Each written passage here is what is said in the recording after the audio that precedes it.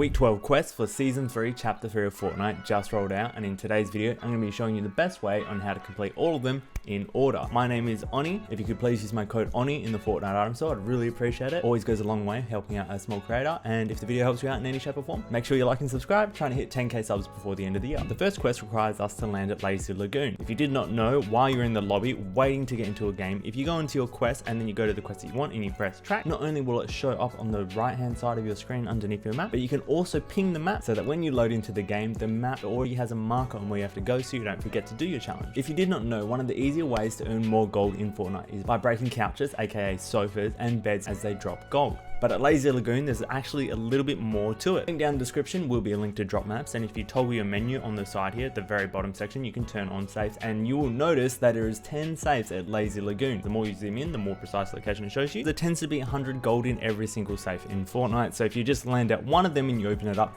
you should be right. It's very important to note, just like most other items in the game, safes do not have 100% spawn rate. So if you go to one of the locations and you don't have a safe there, just head to another one of the others, and it's only a matter of time to narrow one down.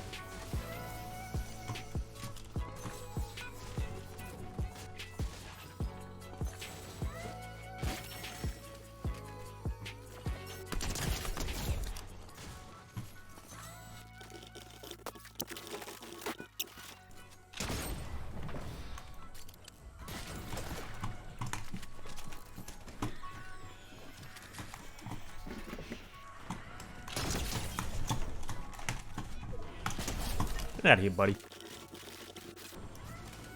Now, unfortunately for me, I couldn't find a safe throughout all of that, and I checked a lot of the spawn locations, probably about 6 to 8 of them. Are you serious, my brother? Next challenge after this one is damage players with a Ripsaw Launcher.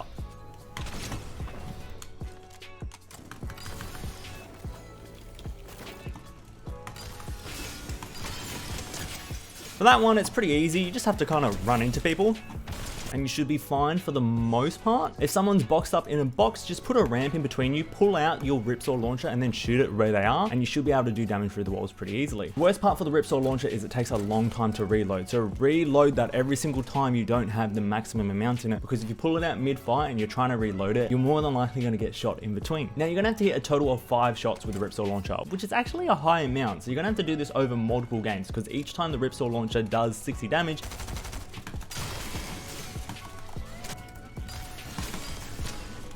another easy 60 damage. And the Ripsaw Launcher is actually really fun as well. A lot of people don't know how good this item can be. That dude died of fall damage, that's so funny.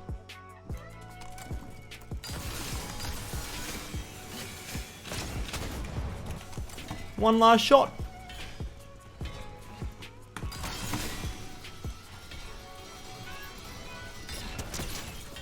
Ooh.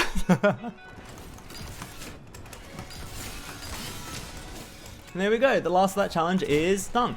The next challenge is Dislodge 6 Runaway Boulders. Now, you don't have to pickaxe boulders to dislodge them, you can shoot at them from a distance. There is a couple here in Sanctuary that are very close in proximity to each other, but if you want to be completing this challenge as a whole, you want to be landing around the reality tree on the west side of the map around here, around Reality Falls.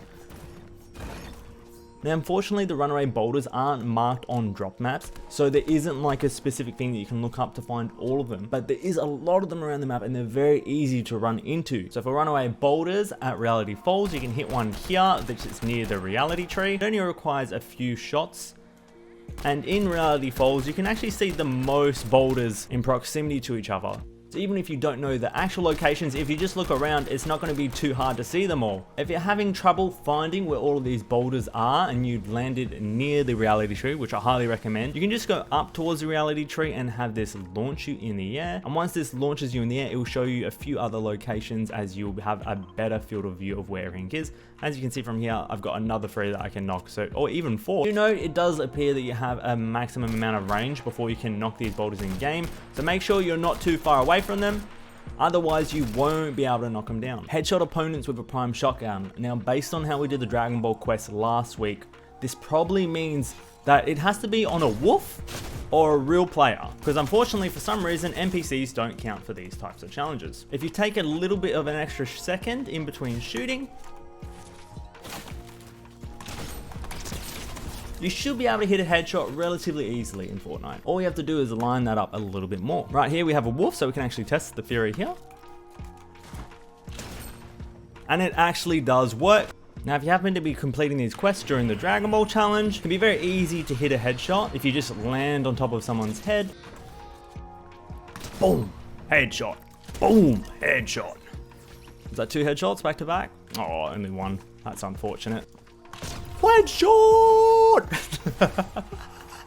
Nice, dude. That didn't count as a headshot? That was definitely a headshot. That hit for 190. This challenge is a little bit bugged. If you hit a headshot on someone for the win with the prime shotgun, for some reason it does not count.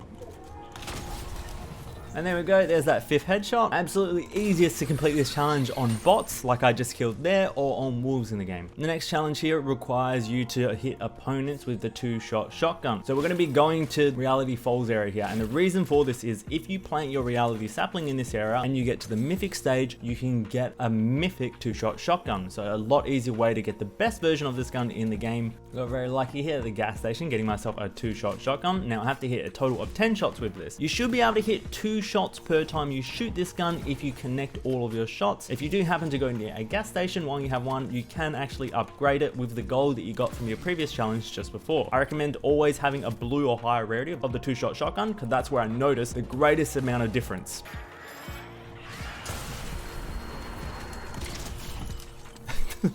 So if you want to be finding wolves for this challenge in order to do damage to opponents, you can see where all of potential wolves spawn. Now unfortunately wolves don't have 100% spawn rate, so even if you go to these locations, it doesn't mean that you're going to find one, it's just a lot more likely that you're going to find one.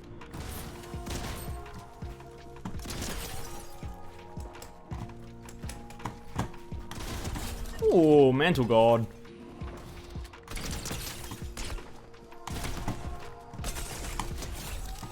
Alex missed a lot of shots there, but I don't recommend using that playstyle. I'm just trying to get the challenge done as fast as possible. If you're playing the game relatively normally, you wouldn't really be taking that much damage anyway. Remember to reload the 2-shot shotgun, as this gun has the slowest reload times currently of all the shotguns. And there we go. Wait, that doesn't count? Oh, it does.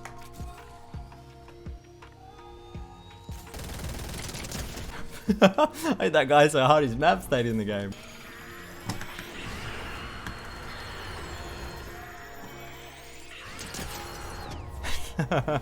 Nice, back to back for the video. Second last challenge here today is land at Groovy Grove or the Fungi Farm and travel to the glow in a single match. Now if you go to your challenges, just like I stated before, and you press on it and you click track, it will show you these 2 locations. Now the best one to land is at Groovy Grove, and there's a very specific reason to this, and that is your rotation, because this is the glow here where the 0 point is underwater.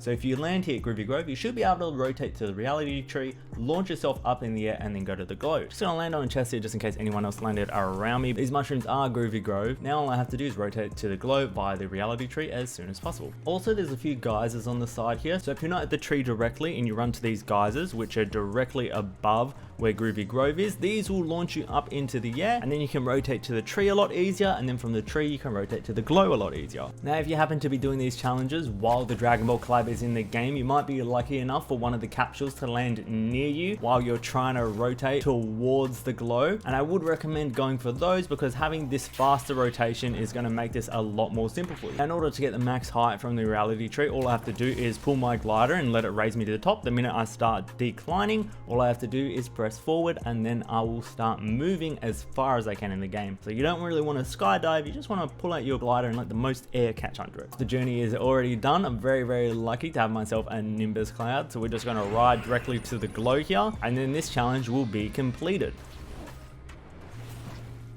And the very last challenge here today is Tame Wildlife in a single match. That's 3 of 3. So if we open up our drop maps, just like before, we can actually toggle to have the balls on the map as well, so we can see where the most populated areas that you want to be landing in order to be taming wildlife. And there is a lot that is around Lazy Lagoon, and there is a fair few that lands near the left side of Risky Reels. I always run into them there. I'm going to be going for Lazy Lagoon in today's match, probably be landing at Sunny Steps and then rotating upwards. All you have to do is jump on the animal's back and you will be taming them. Every time you run into another animal, you want to switch to that other animal. As soon as you get 3 of them, the challenge is done. And I already hear my first wolf in this area, very highly populated area.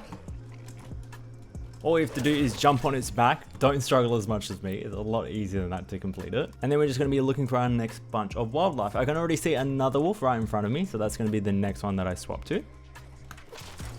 There you go, that's 2 of 2. And I can already see the third wolf very close to my vicinity, and I didn't even have to really look for it. I'm going to try and switch to this one mid-jump. And I failed at it, but you know, we got pretty close. And there you go. All of the week 12 challenges completed. Now this has granted me these snap arms in the game. I'm personally not going to be using them, but the main thing I did get from these challenges is completing them, which I do enjoy doing for challenges, and also XP. If this video has helped you out in any shape or form, make sure you leave a like rating and subscribe down below. Also, I'd greatly appreciate if you use my code ONI in the Fortnite item store. Leave a comment down below what content you want to see from me in the future, like any Fortnite challenges or anything else in between. Check out my reaction video that's going to be linked at the end screen, which is the most viewed TikToks for the Dragon Ball Z and Fortnite collab. In the description to follow me on Twitter or to join the Discord with all the other homies from the community, and I'll catch you guys on the flip side. Goodbye.